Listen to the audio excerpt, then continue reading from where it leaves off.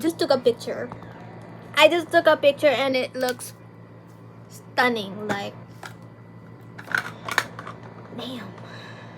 damn, my lady.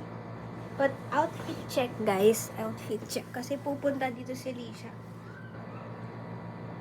Okay lang ba? Oh my God, ang tawa ko. Oh, hindi ko alam kung papagupit ko ba yung buhok ko. Or okay na yan.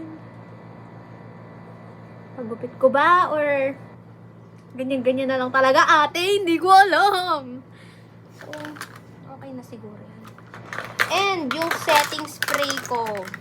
Shit. Ito.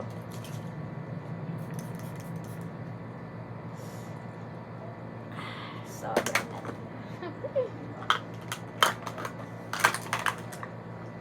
Ano kasi usually ginagawa ko dito sa mirror na to? Hindi ko alam.